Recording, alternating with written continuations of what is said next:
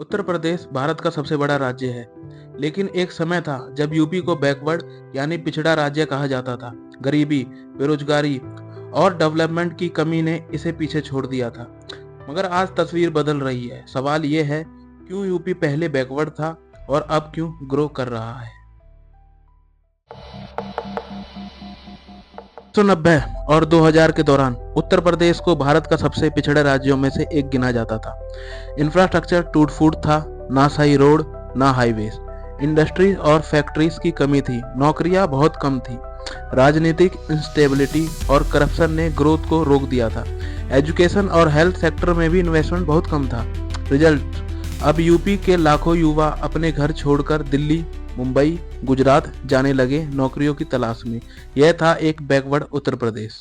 पर 21वीं सदी के दूसरे दशक में यूपी ने अपनी दिशा बदली। पूर्वांचल, गंगा और लखनऊ आगरा जैसे एक्सप्रेसवे बने।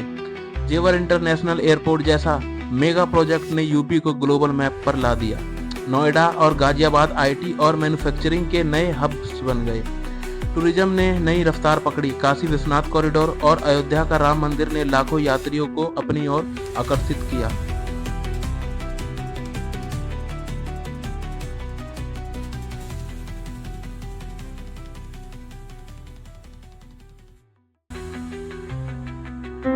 यूपी हमेशा से ही खेती पर आधारित रहा है। गेहूं, चावल और गन्ना इस राज्य की पहचान रहे हैं, लेकिन अब सिर्फ खेती नहीं, फूड प्रोसेसिंग यूनिट्स और एग्री एक्सपोर्ट्स ने गांव की इकोनॉमी को नए दौर में ले आया है।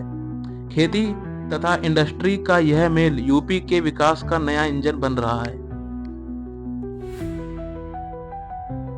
यूपी के पास भारत का सबसे बड़ा यूथ पॉपुलेशन है। एजुकेशन और स्किल डेवलपमेंट पर फोकस के साथ आईआईटी कानपुर, आईआईएम लखनऊ जैसे इंस्टीट्यूशन हैं जो ग्लोबल लीडर्स को तैयार कर रहे हैं। युवा अब सिर्फ नौकरी के लिए बाहर नहीं जा रहा, बल्कि अपने राज्य में ही स्टार्टअप्स और नए बिजनेस क्रिएट कर रहा है। आज उत्तर प्रदेश अपनी बैकवर्ड इमेज तोड़ रहा है।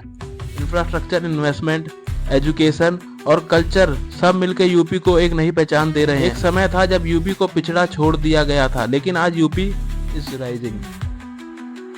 ये कहानी है एक बैकवर्ड राज्य से एक राइजिंग पावर हाउस बनने की। उत्तर प्रदेश जहां इतिहास भी गहरा है और भविष्य भी रोशन है, और ये सिर्फ शुरुआत है। अभी बहुत कुछ आना बाकी है।